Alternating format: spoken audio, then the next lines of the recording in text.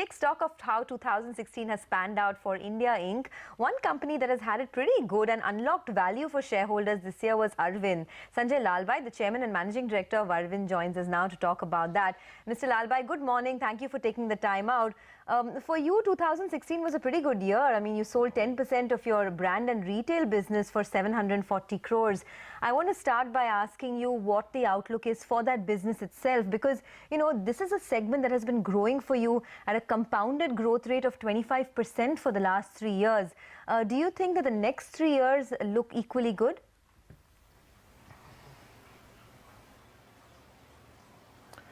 Yeah, we are very confident about this business, and I think the unique thing and the valuation also very clearly indicates that we've been able to create a platform. So some of the marqueest brands and some of the best brands globally, we are the first kind of reference as far as India is concerned, and we get the first option to agree or disagree on bringing them to India.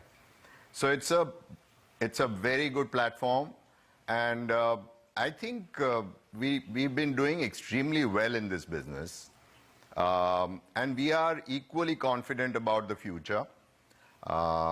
As far as demonetization is concerned, I think November everyone had a setback, but we are very happy to note that December has surprised us, and the key accounts and our own EBOs are almost on budget. The only problem we are facing is with our multi-brand outlets, which are around 400 in numbers, and that would constitute around 15% of our business. And they are doing reasonably well, as we have been told, but there are cash flow issues. So they are not able to pay us on time. They must be dealing with they will have to, I think, migrate to the formal economy and ensure that their cash flows are met. But otherwise, we are very confident. Let's see as to how January, February, March goes, and that would indicate the trend. But long term, we are extremely buoyant. The other, I think, thing which is very evident is that compliant and organized players are definitely likely to do much better. Not only because of demonetization, but also because GST is likely to be introduced sometime in July or September, and that would make the formal economy stronger. So that's also very evident that the value segment, that is unlimited, and I've heard a lot of opinions on unlimited, but I'm happy to state that all the formats, be it Reliance Trends or FFB or Max or all the value formats and unlimited have done almost 200% of their budget in December. So that is very heartening that, I think the formal compliant players are definitely going to win and win big. Okay, Mr. Lalbhai, good morning. Thank you very much for joining us. I wanted to know about the informal sector's pain as well.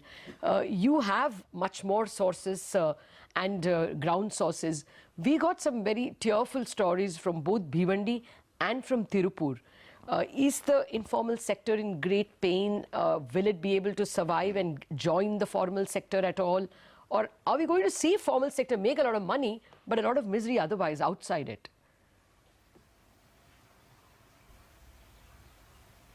No, see, Tirupur should not face any problems because they are absolutely on exports. They are not servicing the domestic market at all.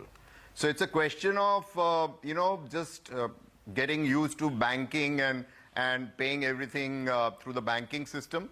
But otherwise, there is absolutely no pain because exports are doing extremely well and there are no issues.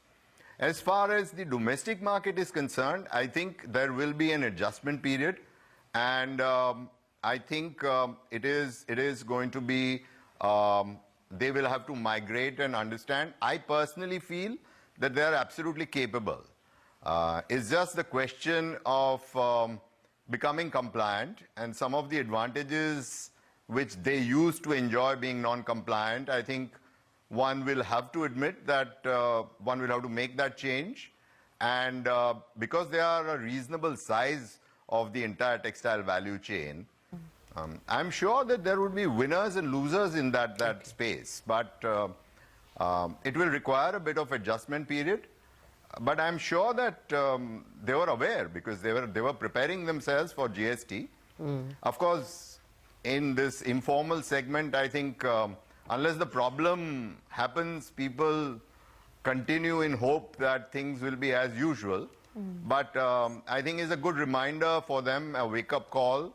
And I think now they'll be much better prepared for GST. How smooth has the payments channel been?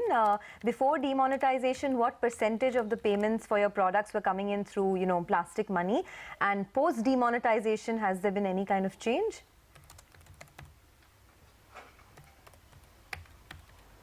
Yes, substantial change. I think now almost 80 to 90% is through check or other mobile kind of monetary facilities. But prior to that, it was 60-40. Okay. So you told us about your revenues and your guidance was 25% for the brands and retails business. The EBITDA also, the guidance you gave us was 35 to 40%. Doable?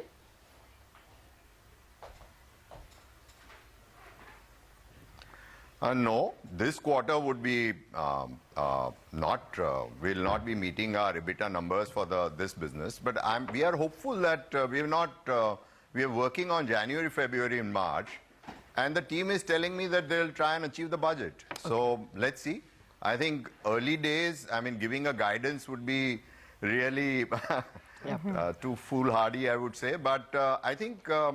They are feeling that December has gone very well. So one is hopeful that I think the next quarter will pan out more or less around the kind of budgets we have prepared.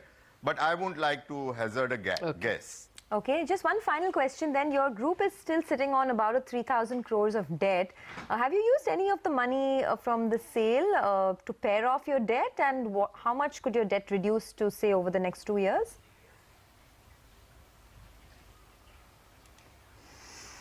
Absolutely. I think, almost 1,000 crores, one-third of our debt would be lower this year. Okay. So we'll be down to around 2,400 crores, 2,800 crores from, where we were. And we are not now looking at debt because, you see, we are growing in turnover and everything. So working capital is getting added on.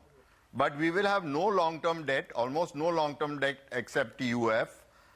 Money, which is very cheap, and I think it is more to do with the kind of number which I've been always talking about, that we are chasing EBITDA to total debt, and that would be down to 2.4% or below that. Okay. So we are headed towards two times to EBITDA to total debt, which is as comfortable as you can get. On the contrary, it is very, very safe, and it's very kind of almost the best situation to be in. So I think we've done remarkably well. I've been always talking about this, and we've been able to achieve our objectives this year. Well, Mr. Lalbhai, it's always a pleasure speaking with you, more so now that you say that December has been so much better than November. Good tidings for the economy for sure. Thank you very much for joining us. Have a great 2017 yourself, sir. All right, so that's the A of